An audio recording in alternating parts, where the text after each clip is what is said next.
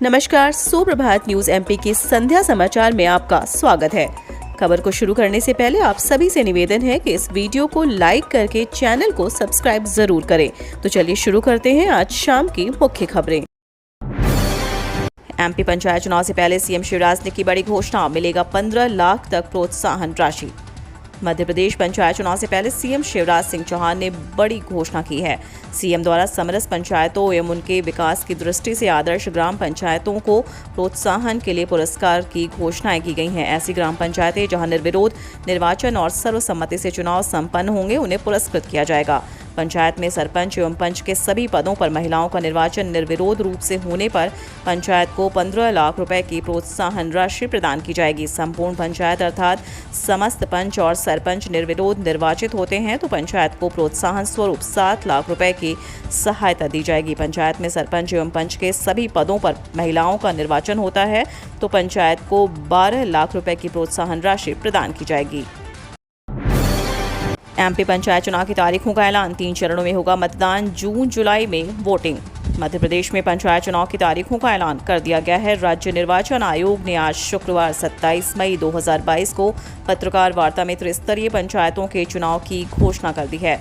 राज्य निर्वाचन आयुक्त बसंत प्रताप सिंह पत्रकार वार्ता में कहा कि पंचायत चुनाव 3 चरणों में होंगे। इसके लिए 29 मई से नामांकन भरे जाएंगे। इस बार जिला पंचायत और जनपद पंचायत सदस्य का चुनाव भी मतपत्र से होगा। अभी तक यह इलेक्ट्रॉनिक वोटिंग मशीन से होता आ रहा था।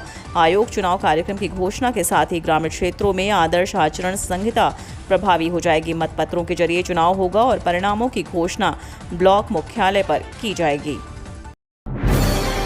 प्रदेश में सस्ती होगी बियर और वाइन, नरोत्तम मिश्रा आयात शुल्क घटाने के लिए केंद्र को भेजेंगे प्रस्ताव।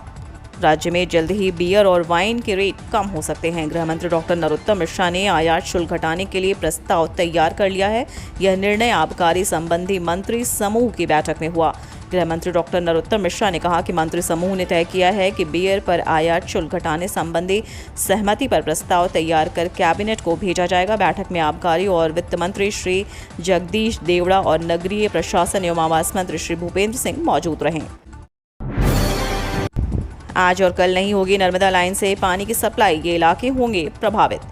भोपाल में 27 मई यानी कि आज और 28 मई को नर्मदा लाइन से जुड़े 125 से ज़्यादा इलाकों में पानी की सप्लाई नहीं होगी। नगर निगम नर्मदा जल प्रदाय प्रोजेक्ट के पंप हाउस में बिजली लाइन सुधारने के लिए ऐसा किया गया है, जहां कुल 36 घंटे का शटडाउन लिया है। बता दें कि हाल के दिनों में आंधी तूफान के कारण जहानपुर के पास 132 केवीए लाइन के 5 टावर गिर गए थे, जिसके कारण हिराने स्थित पंप हाउस पर बिजली सप्लाई बाधित हो गई थी और इसके चलते अब जलापूर्ति व्यवस्था भी बिगड़ेगी। हालांकि अफसरों का कहना है कि गर्मी में लोगों को परेशानी न हो, इसके लिए टैंकरों के जरिए संबंधित क्षेत्रों में पानी पहुंचाया जाएगा। आचार संहिता से पहले शिवराज सरकार का बड़ा तोहफा, पुजारियों का मानदेय बढ़ाया, आदेश जारी। मध्य प्रदेश के शिवराज सरकार ने आचार संहिता से पहले पुजारियों को बड़ा तोहफा दिया है। शिवराज सरकार ने पुजारियों के मानदेय में वृद्धि की है। पुजारियों का 2000 से 5000 तक मानदेय बढ़ाया गया। यह 1 मई 2022 से लागू होगा। इस संबंध में धार्मिक न्याय और धर्मस्व विभाग ने आदेश जारी कर दिया है। इसके तहत जिन मंदिरों के पास कृषि भूमि नहीं है, उन मंदिरों के पुजारियों को 5000 रुपये भुगतान किए जाएं। जिन मंदिर के पास 5 एकड़ तक कृषि भूमि है, उन मंदिर के पुजारियों को 2500 रुपये भुगतान किया जाए। जिन मंदिरों के पास 5 से 10 एकड़ तक कृषि भूमि है, उन्हें 2000 रुपये भुगतान किए जाएं। जिनके पास 10 एकड़ से ज़्यादा भूमि है, उन्हें भुगतान नहीं किया जाएगा। नौतपा का तीसरा दिन, आज पारा 40 डिग्री तक पहुंचने की संभावना। आज नौतपा का तीव्र असर दिखा। सुबह धूप तेज के कारण 8:30 बजे ही पारा 28 डिग्री तक पहुंच गया। गुरुवार को जहां हल्के बादल छाए थे और दोपहर में गर्मी का एहसास हुआ था। गुरुवार सुबह अधिकतम तापमान सामान्य से 1 डिग्री कम 39.4 डिग्री दर्ज किया गया। वहीं शुक्रवार सुबह न्यूनतम तापमान 25.4 डिग्री दर्ज किया गया। दिन में पश्चिमी हवाएं औसतन 15 से 20 किलोमीटर प्रति घंटे की गति से चली। अवकाश के दिनों में कार्य करने पर शिक्षकों को अर्जित अवकाश दिया जाए, दिनेश परमार। हमारे साथी शिक्षण का कार्य करने के साथ साथ अन्य शासकीय कार्य भी लगातार करते हैं। अभी गर्मी के अवकाश में भी वे काम कर रहे हैं, लेकिन इस अवधि का पूरा वेतन नहीं मिलता है। वहीं इसे अर्जित अवकाश के रूप में भी मान्य नहीं किया जा रहा है। इसके लिए हमारे साथियों के साथ न्याय होना चाहिए। अभी आगामी चुनाव में भी हमारे साथी महत्वपूर्ण भूमिका निभाएंगे, यह कहना है मध्य प्रदेश शासकीय अध्यापक संगठन के प्रांतीय प्रवक्ता एवं पुरानी पेंशन बहाली संघ के जिलाध्यक्ष दिनेश परमार का। उन्होंने कहा कि स्कूल शिक्षा विभाग द्वारा घोषित ग्रीष्मकालीन अवकाश का पूरा लाभ शिक्षक संवर्ग को मिलना चाहिए। मंडी समिति ने किसानों से की अपील, फसल का लें नगद भुगतान। मंडी में किसान अब अपनी फसल का अधिकतम मूल्य सही तौल और नकद भुगतान पर समय पर प्राप्त करें।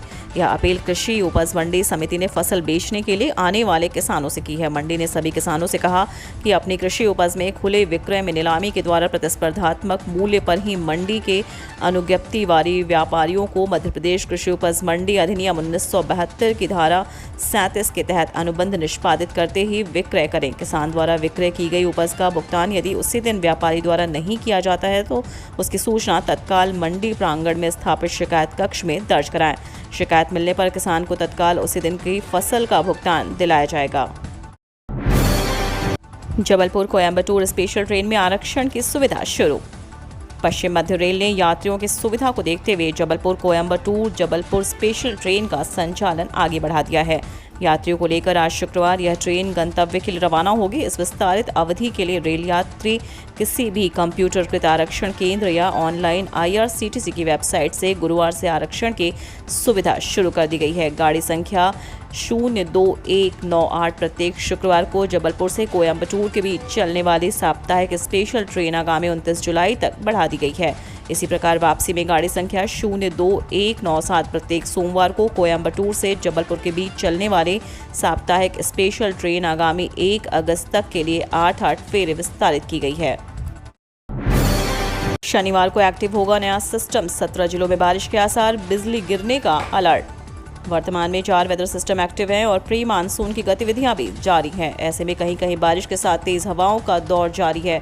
एमपी मौसम विभाग ने आज शुक्रवार 27 मई को 19 जिलों में गरज चमक के साथ बारिश और हल्की बौछार की संभावना जताई है। वहीं 17 जिलों में 30 से 40 किलोमीटर प्रति घंटे की रफ्तार से हवा चलने, बिजली गिरने और चमकने के चलते येलो अलर्ट जारी किया है। इधर 28 मई को नया पश्चिमी विक्षोभ एक्टिव होने के आसार हैं।